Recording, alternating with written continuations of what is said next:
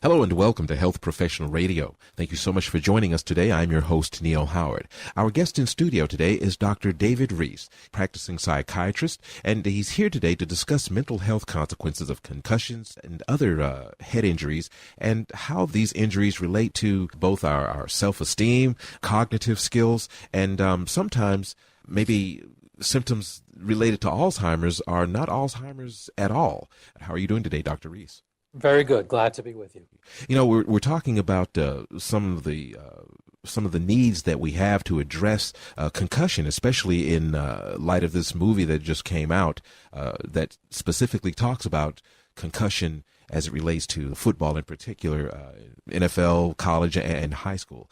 When it comes to dealing with head injuries, when people are talking about being in denial, well, we have helmets, we have procedures and all of these safety measures, yet these injuries occur.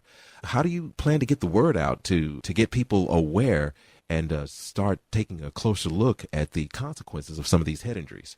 Well, you know, a lot of it is now that athletes themselves are being more open about it, and athletes are donating their brains to science, and unfortunately, after they pass away, studies are done. We have more facts, so it's not just I heard this or I think that. But also being more aware of the topic, many of us are just taking a better history. You know, I may have someone come in with a primary substance abuse problem, but if it's I'm going to ask, you know, did you play ball in high school?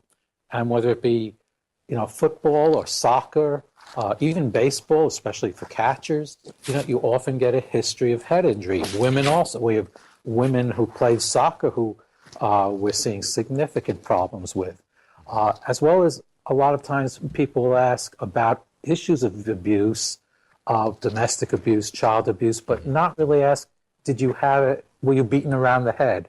Were you choked? And we're finding more and more that there are some correlations that doesn't cause the whole problem, but these are factors in these people with these problems. Are there certain activities that, I guess, if you engage in this activity, you are guaranteed to get some type of head injury, even if it's a minor head injury? Say, if you're playing football, you don't necessarily have to get a concussion, or is that pretty much a guarantee? Well, you may not get a concussion, but, what causes the damage is the brain moving around within the skull. Now, helmets basically protect the skull. There's research on new helmets that do more to protect the brain, but they reduce skull fractures, but the brain is still going to bounce around. So, anyone who's a lineman playing football is going to have that. But whether you're playing soccer, hockey, and the thing we know now, particularly, we have a lot of good evidence coming up, is that under age 16, 17, the brain is much more vulnerable. Mm-hmm. So even like in terms of playing soccer, the damage that may be done by just an innocent header that no one even considers an injury to a 14-year-old can be much more significant than the same situation with a 22-year-old. The 14-year-old executes this header. He's still, developing, growing. The small injury, is there nothing that can happen during his normal development to repair this injury? I can understand someone being older, but when you're young, the body doesn't heal itself even to that extent? I'm not a neurologist, so I can't give you very detailed specifics, but it appears from the evidence coming up that the kids who are exposed to the repetitive traumas, it just interferes with development. It may not even be damaging the brain as much as causing, whether it be inflammation or something that just sets development off in a slightly different way. I surely don't know the details, but we are seeing the results of it. Now, you authored a paper, The Psychological Anatomy of a Losing Season. You've been involved with professional sports throughout your career, and you've consulted with professional athletes regarding wellness. Yes. How much of a part does just, practicing overall wellness contribute to the prevention of head injuries, even if you are involved in some of these questionable sports? Right. To a very large extent. Just being aware, having the assertiveness and basically the courage to say if you're hurt, Being aware that, I'll deal with any number of kids who will say, and they may be adults now, or they may still be, well, yeah, I was dinged, but I just felt fuzzy for 5 minutes. Well, just to have the self-awareness that means I've been hurt and I probably shouldn't play for a few days. Also, to avoid the drugs, the alcohol, the things that make it worse, as well as just the emotional stability to realize that if I've had an injury like that, and for a few days, let's take a high school kid, I'm just not functioning in school quite as well as I usually do, to talk to someone about it rather than to give up or turn to some Adderall or something or some other drug, or to just try to hide it. Because people lose their sense of confidence when they're not functioning well, and that can set off a depressive path or a dysfunctional path.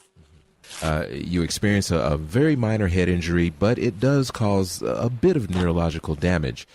Are there certain types of damage that workers' compensation or insurance deems, not as, payable as others, or are there, is there more investigation involved? I guess, if, for lack of a better term, is it a pain in the butt? Sometimes like pain diagnosis, pain, being very hard to determine whether it's real or imagined or how severe it is. You have to trust what the patient is telling you. When it comes to some of these minor injuries, if you don't have a CAT scan that's saying, hey, this guy's having seizures because of this or because of that, how do you navigate the claims ocean? That is a huge problem. As a matter of fact, I just was at a meeting yesterday about that, where we were talking about, okay, we can identify people at risk, but how do we get insurance companies to cover it when we can't necessarily get a real clear or definite diagnosis? The treatment isn't like just give them this antibiotic or this medication. It's a very big problem.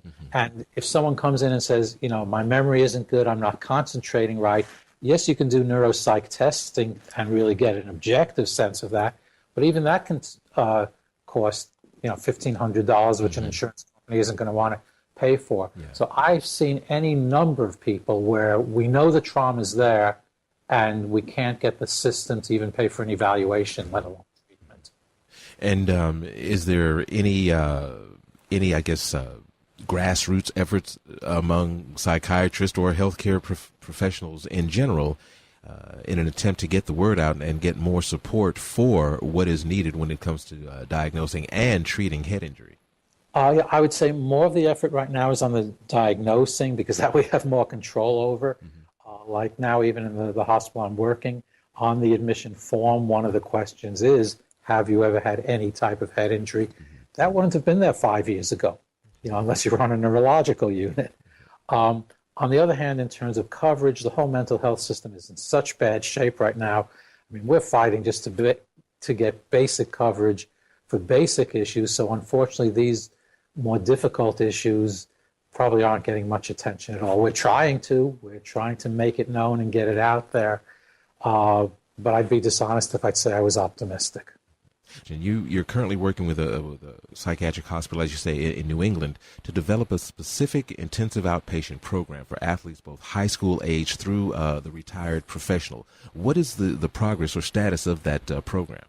Actually, it's preliminary right now. We've seen the number of people we have coming through who could make use of it, the mechanisms of actually setting up the program, figuring out how to get it, as you say, through insurance, and exactly how to integrate psychiatry, neurology, nutrition, exercise.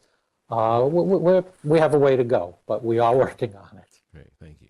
You've been listening to Health Professional Radio. I'm your host, Neal Howard. We've been in studio today talking with Dr. David Reiss, practicing psychiatrist, about head injuries, both sports-related and as well as domestic violence. And we've been here talking about the need for more attention to be paid to the treatment and diagnosis of head injuries, both severe head injuries as well as minor head injuries. Dr. Reiss is internationally recognized as an expert in workers' compensation claims dealing with head injuries for both first responders as well as professional athletes. It's been great having you here with us today, Doctor. Thank you very much. My pleasure. Thank you. Transcripts and audio of this program are available at healthprofessionalradio.com.au and also at hpr.fm, and you can subscribe to our podcast on iTunes.